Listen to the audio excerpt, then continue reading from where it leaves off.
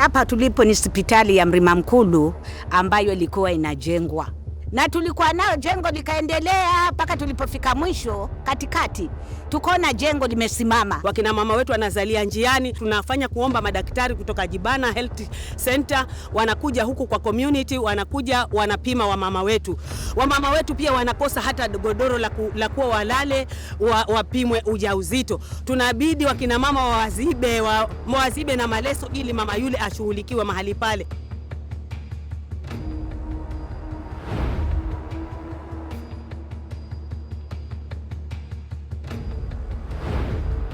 Mimi nasikitika sana na nasikia uchungu sana kwa sababu pesa zimeharibika na ni pesa ilitoka nje kutusaidia sisi, lakini ni kusikia uchungu tu ambao ninausikia kwa sababu limesambaratika, mijengo yote imebomoleka na mpaka sasa vitu vinaenda tu vikibwa. Kwa hivyo bado ni ule uchungu ninausikia. Malengo ya ghala mimi naweza kukwambia sisi wananchi hatuijui kikamilifu, lakini mpaka sasa hicho kilimo bado kiko chini, na huku watu wanatafuta ghala, inaletwa ghala, inawekwa, na kutoka ilipowekwa mpaka sasa haina huduma yoyote, ni msituni. Sasa hiyo ghala kama mwananchi wa kikamilifu mimi sijaiona faida yake hata kidogo.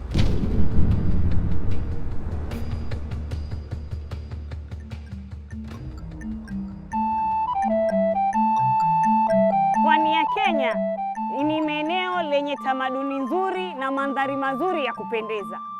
Ila mbali na mandhari mazuri haya, bado jamii zina matatizo mengi. Pesa za umma zilizopaswa kusaidia jamii zinatumika vibaya na haziwasaidii. Mbali na matatizo hayo yote, jamii imeshindwa kufaidika na pesa hizi. Soko zilizopaswa kuwafaidi wafanyabiashara leo hii zimesambaratika. Hospitali zilizopaswa kujengwa kuwafaidi jamii na wakazi wote leo hii hazijakamilika. Na ukiangalia magala yaliyopaswa kuweka vyakula vya aina mbalimbali hazijakamilika, imekuwa nyumba za wanyamapori na nyuki. Jamii inauliza maswali.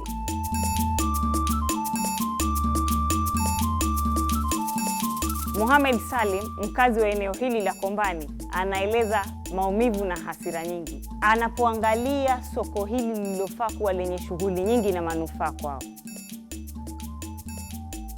Soko la Kombani kama unavyoona vile limesambaratika ni kitu cha kusikitisha, na hatuoni sababu ya kwamba soko limesambaratika, lakini tukisifuatilizia tutaelezwa mambo mengi sana ambayo pia ni ya kusikitisha. Baada ya kufunguliwa tukajivunia kwamba tumeshapata soko letu la kaunti nzima, lakini punde si punde tukaona soko tena limerudi limefungwa na mwanakandarasi. Katika eneo hili la Kombani, soko lilijengwa kwa matumaini ya kuleta maendeleo na maisha mazuri kwa jamii, lakini halikuwahi kukamilika. Ishara wazi ya ahadi kuvunjwa na pesa za umma kupotea. Kitu kilichokusudiwa kuleta matumaini kwa jamii kimekuwa kumbukumbu za machungu. Kabla sisi kuita wakazi wa area hii, tulihusishwa rasmi na sisi wenyewe tulipeana bure bila hata kutoa hata ndururu. Kutukia watu kama family 3 tukapeana. Kiwa familia yangu moja ya mzee Mohamed Mawilo, familia nyingine ya mzee Mwambovu, familia nyingine ya mzee Mwabwisho, tukapeana hii ploti free. Tukajaribu kumuita waziri hapa, waziri wa county, tukaja tukakutana na wananchi, mkamwelezea waziri, tukamwambia kama umeshindwa tupeni ploti zetu, mbomoe mjengo, kila mmoja hapa ploti yake, maana ploti Kombani ni thamani kuliko hii hali vile imekaa. Inasikitisha, inaudhi. Kwa wakazi wa Kombani, wanaona mradi huu sio tu kufeli, bali ni usaliti wa imani zao na ndoto zao. Hapa pana milioni 120 sio na 30 hapo, almost kama 150 ama 120 imesambaratika, imeenda na hatujui imeenda wapi. Kamweleza mimi waziri hakuna kitu alinijibu. Mwisho kama nikasikia uchungu, yeye ananiambia mimi nimekuja, nataka kwenda Nairobi, nataka kwenda. Namwambia umefuata nini? Hali hii unaoiona na umezunguka na umeona vile mjengo vile umekaa, unaniambia kwamba wewe unawania watakuwa na Nairobi na mjengo uko hivi. Ni basi usingekuja.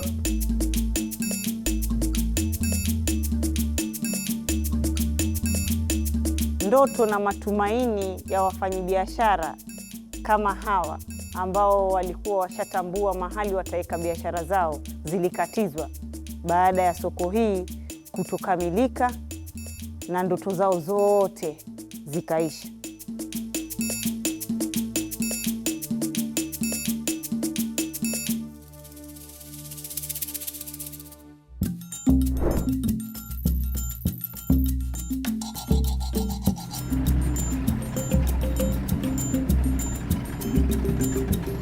hapa tuko Mrima Mkulu Dispensary.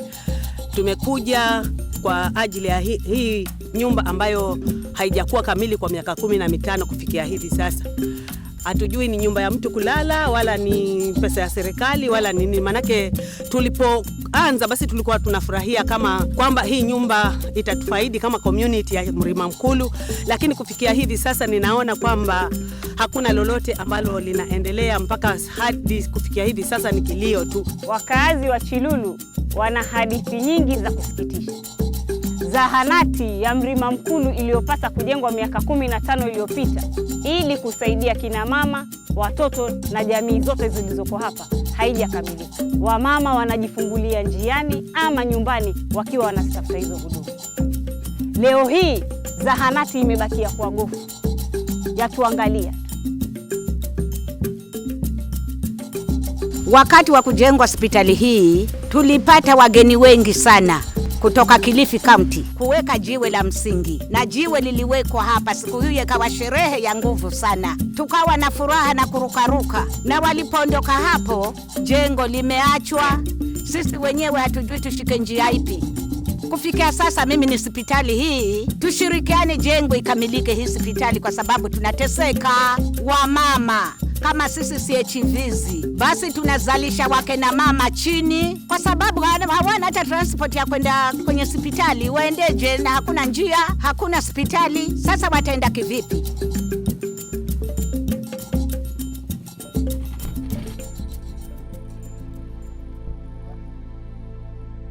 Jambo hili la kuhusu dispensary ni zaidi ya miaka 10 iliyopita, ambapo MCA wetu alikuja kaweka mkutano sehemu nyingine ambayo si hapa Chilulu Mdodoni. Akataka kuomba pahali ambapo watu watatukubali watoe uwanja ili wajenge dispensary. Wale wenzetu kule wakakosa nafasi, lakini kwa vile nilikuwa na hamu, niliposikia vile akizungumza na wale wamekosa nafasi, nikamwambia MCA wetu, njoo Chilulu Mdodoni utakuja pata uwanja.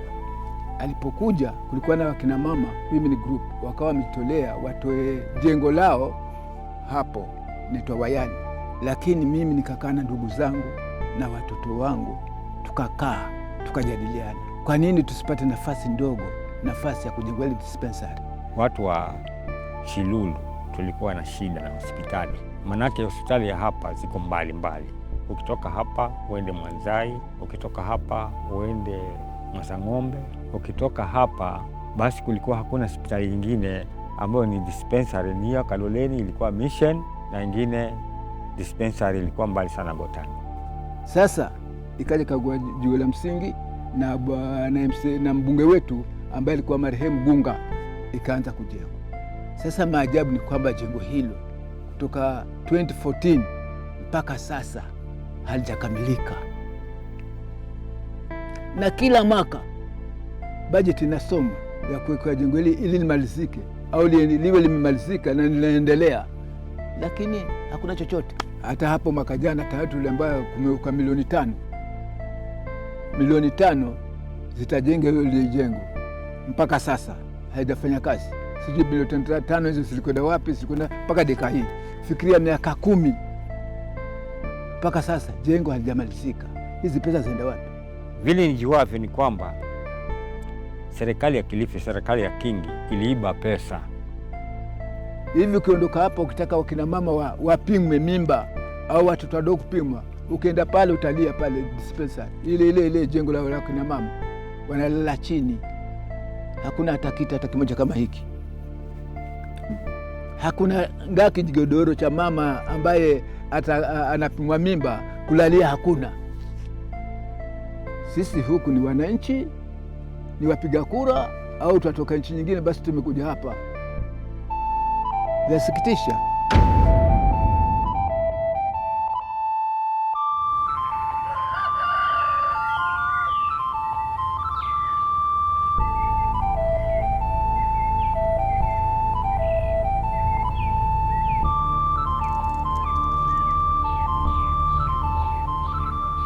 Kwa hivyo malengo geu sisi na mahitaji ndogo kutakikana niwende bidii sisi uone jengo linaumika, kwa sababu nyumba kama hii ratikamese gere bure pesa ngapi zozitiwa bari tazina faida yoyose.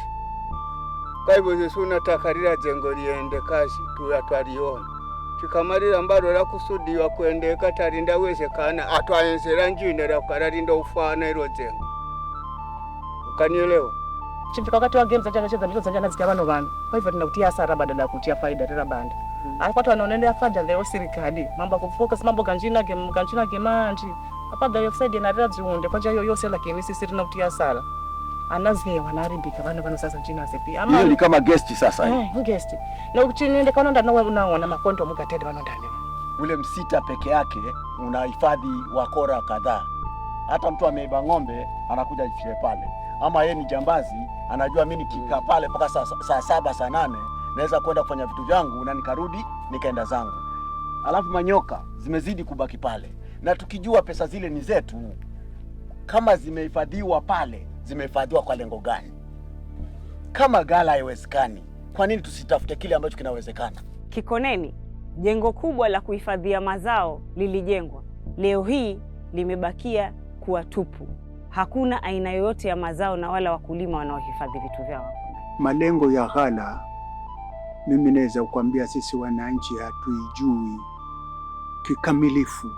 Yaani hiyo ghala ni watu wa Kikoneni location wafanyiwe mkutano, watu wajijue kwamba ghala ni kitu ambacho watu wanafanya nafaka, kilimo kwanza kiwe juu, alafu kile kilimo vyakula vyake ndio viingie kwenye ghala. Lakini mpaka sasa hicho kilimo bado kiko chini, na huku watu wanatafuta ghala, inaletwa ghala, inawekwa, na kutoka ilipowekwa mpaka sasa haina huduma yoyote, ni msituni. Hiyo ni loji ya madhara ya manyoka, manyuki. Mamilioni ya pesa zilizotumika kujenga jengo hili zingeweza kutumika kujenga barabara, hospitali na shule zinazohitajika na wananchi. Kwa hivyo hili ghala halikufanyiwa utafiti kwa sisi wananchi kutosha, ndio likajengwa. Maeneo haya ya Kombani, Chilulu na Kikoneni, sauti za wananchi zinazidi kuwa kubwa. Wanakataa kupuuzwa. Soko zao zinaweza kuwa zimeharibika, hospitali zao hazijakamilika na pesa zinapotea, lakini roho zao hazijavunjika. Haya si mapambano ya maendeleo, ni mapambano ya kutaka haki, heshima na mustakabali bora. Okay, all these projects the county government does involves the public. We involve the public from the word go. That is from planning, the ADP, from doing the physical strategy paper, from doing the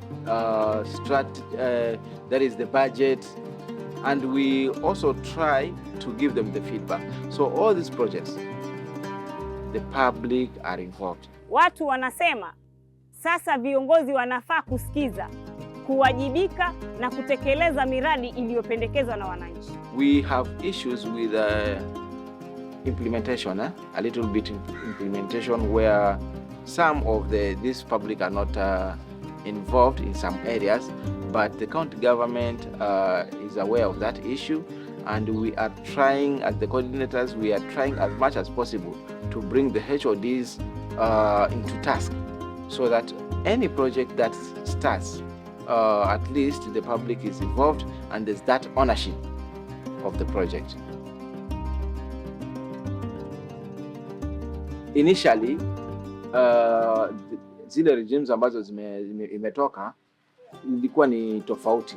Tulikuwa tunaweza kuja hii leo ama tutangaze public participation within a week ama 3 days na tufanye public participation, and we expect the public to make valid contributions. But these days, kwanza tunaitangaza mapema kulingana na sheria ya public participation, sababu sisi tuko na sheria yetu ambayo inatuongoza public participation. So tunatangaza mapema, we provide the documents. Kama inahitajika kuwe na document, tunapeana document. Na kama ni kusikiza maoni ya wananchi, lakini ama ile information tupate kutoka kwa wananchi, tunakuja without a document, we only give them a guide vile ambavyo hiyo participation itafanywa, alafu we receive the contribution from them. Sheria ipo wazi, ni haki ya mwananchi kuhusishwa katika miradi inayotekelezwa nyanjani na sio upendeleo kutoka kwa viongozi wa kiserikali. County government inafaa izingatie maoni ya wananchi katika kuchukua maoni ama mapendekezo ya miradi.